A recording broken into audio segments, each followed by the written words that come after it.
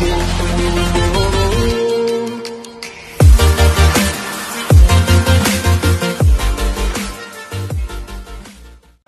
pagi Pak Doni. Selamat pagi Mas Agung. Dan kembali lagi bersama kami di Beyond Education Podcast. Dan podcastnya yang memang selalu ini ya, dinamik Pak ya, dinamis. Apa yang sedang kondisinya kita harus dibicarakan, kita bicarakan di sini.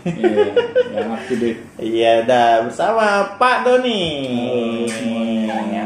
Oke, Pak Doni gimana kabarnya Pak? Alhamdulillah baik Mas Agung. Saya sih sepertinya sedang mengalami apa ya Pak? Maksudnya kadang saya tuh ketika menghadapi sesuatu nih Pak ya, ketika menghadapi sesuatu tuh kadang bawaannya tuh kalau misalnya kayak nggak kuat menghadapi itu gitu, bawaannya pengen marah-marah gitu. Oh gitu. Oke. Terus marah-marah terus kondisinya nggak lagi datang bulan. enggak. Ya bisa datang minggu. 2 bulan lagi pengen marah-marah terus ada sedikit jadi ternyata beberapa hal yang saya pikirkan gitu kan, terus beberapa hal yang memang saya terus merasa saya sulit untuk menghadapinya itu menjadi sebuah beban gitu, menjadi sebuah beban atau berupa tekanan gitu. Berapa kilo? Ya kira-kira sih 4 kiloan. 4 kiloan yang membuat saya itu memang merasa harus menghalau atau untuk harus mengendalikan tekanan itu gitu. Oke. Tapi kebanyakan orang sih Pak ya, ketika mendapatkan sebuah tekanan atau itu apa yang namanya permasalahan gitu kan, kadang dia itu meledak gitu. Emosi gitu. Marah-marah terus, dan memang kadang tidak terkendali juga. Nah gitu. Itu sih Pak, kenapa sih Pak bisa ada terjadi tekanan gitu atau misalnya pressure gitu ya? Oke. Jadi kita kan masih hidup di dunia ya. Nah, di dunia ini menurut Agung tempatnya apa? Di dunia ini? Ya. Ini tempatnya kita berjalan-jalan. Jalan terus gitu ya. Tempat ini Pak, tempat apa? Kita menghadapi ujian. Kenapa toh? Tuhan memberikan manusia itu ujian. Karena kita hidup di dunia ini Pak. Kalau dibolak-balik gitu ya. Kalau nggak mau diuji jangan hidup. Nah itu jawabannya Gung. Jadi kalau kita menyadari kita masih hidup di dunia, ya karena ini tempatnya ujian, jadi sudah wajar kalau kita menghadapi masalah, hambatan dan rintangan di dalam kehidupan kita. Agung pernah menemukan orang yang nggak punya masalah sama sekali. Karena Pak? Siapa? Orang gila. Kalau orang gila kan dia mau ngapain? Nah itu jawabannya, kalau nggak mau punya masalah jadi orang gila dulu. Iya jalan gitu nggak pakai baju nggak masalah, makan apa masalah. Berarti kan udah terjawab. Kalau kita nggak mau punya masalah, jadi orang gila dulu. Tapi pertanyaannya mau nggak jadi orang gila? Iya. Tapi masalah itu kadang-kadang bisa berupa tekanan ya Pak ya. Kenapa sih bisa seperti itu? Kalau orang nggak siap ya menghadapi masalah, terus hambatan dan rintangan di dalam kehidupannya, dia akan merasa bahwa kehidupannya itu menekan dirinya. Karena ketidaksiapan itu. Oh iya juga. Akhirnya ketika dia tidak dapat memanage masalah, hambatan dan rintangan yang ada di dalam kehidupannya, membuat orang tersebut itu merasa, ya bisa kita ketahui lah pada umumnya orang pas dia tidak dapat mengelola masalahnya, emosinya dia akan masuk ke zona stres. Depresi gitu ya. Ya, stres, dan stres kalau terus berlanjut itu akan ujung-ujungnya depresi. Nah, inilah yang biasanya di dunia kedokteran ya, yang namanya penyakit fisik itu tidak hanya berasal dari virus, bakteri, malah kebanyakan dari pikiran. Ya, iya betul. Karena tekanan di dalam kehidupan manusia itu akan berdampak terhadap pikiran, dan di dalam pikiranlah itu akhirnya menjalan ke semua organ tubuh. Ya, akan mengeluarkan suatu zat, saya lupa namanya. Hormon-hormon itu ya Pak Ya, hormon-hormon yang yang menyebabkan anggota tubuh atau organ di dalam tubuh kita ini terefek gitu. Iya, jadi apa? Jadi nggak luwes gitu ya. Ya, jadi nggak dapat bekerja dengan baik gitu. Dan itu semuanya berasal dari pikiran kita. Nah, di sini manusia ya harus belajar cara mengelola masalah, hambatan dan rintangan di dalam kehidupannya. Ya. Dan cara belajar yang terbaik, ya kita harus belajar mendalami agama. Ya. Karena dalam agama itu diajarkan oleh Tuhan bagaimana kita mengelola pikiran kita, bagaimana kita mengelola kehidupan kita, agar kehidupan kita ini bisa menjadi selamat. Ya.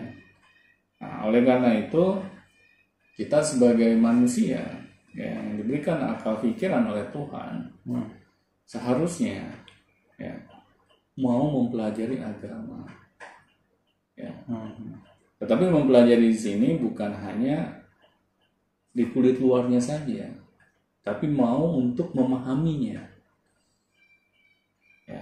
Karena kalau kita tidak memiliki pengetahuan agama yang baik, akhirnya segala masalah, hambatan dan rintangan itu mudah untuk menyerang diri kita. Iya betul. Nah, inilah yang harus kita pahami. Ya seperti itu ya. Jadi efeknya itu ketika kita tidak paham agama, tekanan itu akan lebih berefek sangat-sangat. Pastinya. Ya kan banyak nih orang, misalnya dia memiliki masalah utang. Iya, misalnya utang. Dia udah berusaha sekuat tenaga dengan segala kemampuan yang dia miliki. Utangnya itu sampai tidak ada ujung akhirnya. Kapan selesainya? Oh, itu utangnya seumur hidup dong. Ya. Dan dia akhirnya merasa bahwa segala daya upaya sudah dia lakukan, dia nggak sanggup lagi. Akhirnya ujung-ujungnya dia mau mengakhiri kehidupannya dengan cara bunuh diri. Ya, dengan cara bunuh diri, atau yang lebih parah lagi malah lari ke dukun. Ya, akhirnya kan menafikan Tuhan. Nah, disinilah pentingnya kita harus mempelajari agama. Karena di agama sendiri itu sudah Tuhan jelaskan bersama masalah. Ya. Hadir juga solusinya. Ya, bersama loh. Ya, Tuhan bilang bahwa setiap ada masalah itu bersama dengan solusinya. Ini beriringan ya. Beriringan. Nah, di sini akhirnya orang yang paham agama selalu melihat masalah itu dari sudut pandang yang positif. Ya, bukan dari sudut pandang yang negatif. Malah ngelihat masalah itu bukan masalah tapi solusi gitu. Iya, di balik masalah ternyata ada solusinya. Iya, dan bahkan bisa meningkatkan ini dia gitu kan, skill dia atau apa gitu. Benar. Iya, benar. Nah, di sini pentingnya kita harus mempelajari agama. Ya. Karena manusia ini kan kemampuannya terbatas. Betul. Ya. Meskipun orang yang paling jenius sekalipun, ya, tidak mungkin dalam kehidupannya dia nggak punya masalah.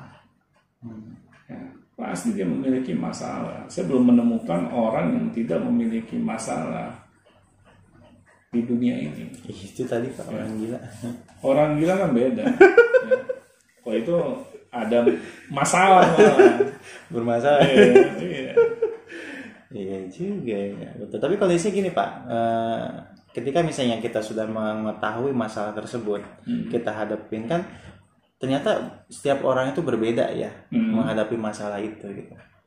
Apakah itu tekanannya itu bisa lebih ringan atau enggak gitu. Ada orang yang punya masalah tapi dia kelihatan bahagia aja gitu. Yeah. Tapi ada orang yang kelihatan masalah itu perbedaannya itu di apanya sih Pak? Ada yang seperti itu, apa dia terlalu mendramatisir atau bagaimana gitu, atau dia bisa mengelola atau seperti apa? Nah, itu kembali ke podcast yang kemarin ya, pola pikirnya. yang salah. Ya. Jadinya masalah sedikit pun yang hadir di dalam kehidupannya itu terasa berat buat dia. Oh iya. Ya. Tapi kalau pola pikirnya benar, insya Allah dia sudah memiliki benteng untuk mengolah masalahnya. Nah, pola pikir ini kan dari apa yang ada di dalam pikirannya. Dia sudah memiliki bahan pikir untuk dapat menyelesaikan masalahnya enggak? Oh, yang bahan itu bahan yang dari agama itu ya? Iya. Betul. Nah, makanya pentingnya kita memasukkan data-data yang positif ke dalam pikiran kita. Ya. Jadi masih nyambung nih ya dengan yang kemarin itu ya? Iya. Pak?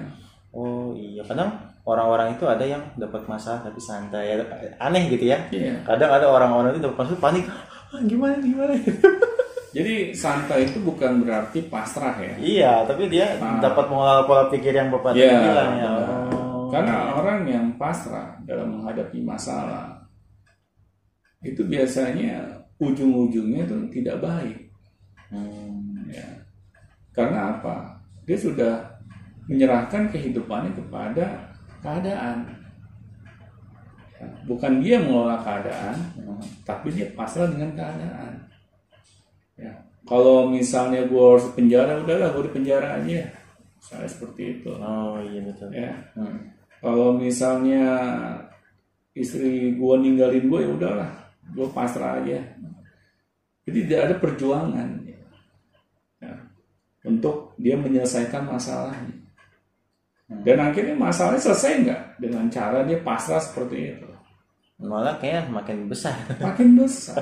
Makanya ujungnya nggak akan baik. Iya betul. Ya, jadi pasrah atau sabar di agama itu berbeda dengan pasrah nggak ngapa-ngapain. Kalau sabar di agama, maksudnya gimana Pak? Jadi kalau pasrah di agama, kita berikhtiar dulu dengan semangat yang luar biasa, tapi hasil akhirnya kita serahkan kepada Tuhan. Oh, berarti sabar atau pasrah dalam agama itu bukan berarti nggak ngapa-ngapain gitu ya? Iya, karena agama tidak mengajarkan untuk kita hanya pasrah yang pasif gitu. Ya. Iya. Nah, karena kalau pasrah yang pasif itu akan berakibat buruk kepada orang tersebut. Iya. Mana mungkin agama mengajarkan situ? Nggak mungkin, makanya pentingnya kita harus mendalami agama. Iya, selama ini kan yang kita ketahui kalau pasrah itu kalau niatnya sabar ya, sabar. Iya. Nah, itu kan dia apa-apain ya udah sabar, pasrah aja. Dia apa-apain sabar. Ternyata kebalikan itu ya Pak. Jadi sabar itu usaha maksimal gitu. Ya, usaha maksimal dulu, baru hasil akhir kita serahkan kepada Tuhan. Itu yang disebut sabar ya. Jadi ya. Iya juga ya. Tapi kalau misalnya gini Pak, ada misalnya ini masalah refreshing ya Pak ya. Ada kan misalnya orang itu menghadapi sebuah masalah gitu. Nah kan masalah itu, maksudnya mau nge-refresh itu, bukan refreshing, maaf salah tadi. Kan masalah itu akan datang tuh. Terkadang ada yang orang yang berani menghadapinya nih. Ada yang tidak. Daripada gua dapat masalah gitu kan, mending cari aman aja dah. Gua kabur gitu. Mending nggak apa-apa. Nah, sebenarnya apa sih Pak yang membedakan untungnya kita menghadapi masalah itu apa sih? Maksudnya ada kan orang misalnya dia ingin naik sebuah pangkat gitu ya. Nah, pasti kan itu diuji dulu tuh. Daripada saya harus ujian dulu capek-capek kayak gini, mending saya di sini aja gitu kan. Nah, gitu. Apakah keuntungan kita menghadapi sebuah masalah itu apa sih Pak? Nah, ini saya teringat ya dengan apa yang guru saya katakan. Kalian harus cari masalah. Lu malah dicari tuh. Tapi jangan bikin masalah. Ya. Awal saya juga tersentak dengarnya gitu kan. Kenapa harus dicari gitu? Harus dicari gitu. Nyari penyakit nyawanya. Nah, ternyata guru saya bilang bahwa dengan kita menghadapi masalah, kita mencari masalah, kita ingin mengupgrade kehidupan kita untuk menjadi lebih baik. Ya, kita ingin naik kelas. Ya. Karena tidak mungkin kita ingin kehidupan kita lebih baik, lebih sukses, ya, lebih bahagia, pokoknya lebih dalam segala hal.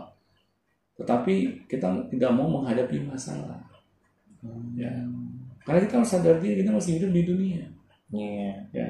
dengan kita banyak dapat menyelesaikan masalah-masalah, bukan masalah diri kita aja ya, Betul. masalah orang lain ya, malah akhirnya kita menjadi seorang problem solver ya, dan ujungnya banyak orang yang meminta bantuan kepada kita ya.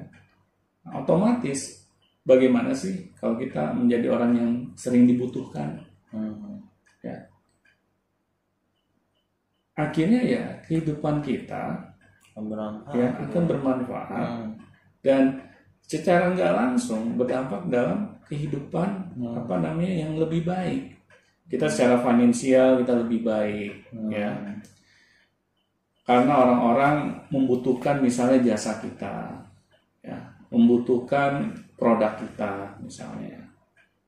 Nah, diawali dengan kita memberikan manfaat ya, akibat orang memiliki masalah. Oh, jadi masalah itu bisa mengupgrade ya Pak ya? Iya benar. Kalau kita tidak mau mencari masalah, ya kita selalu ada masalah kita kabur. Iya. Ya. Kadang ada yang pengen aman aja. Nah ini contoh kecilnya kayak gini. Misalnya nih, kenapa sih banyak orang yang jerawatan? Ya, misalnya. Iya, jerawatan gitu. Gue pengen cari solusinya deh, supaya orang tuh nggak jerawatan lagi. Bikinlah dia misalnya sabun anti jerawat, ya, krim anti jerawat. Dan banyak orang mencoba produk, ternyata cocok. Jadi kan dia menyelesaikan masalah yang orang lain miliki. Dan akhirnya produk yang dia buat itu diminati oleh banyak orang dan dibeli.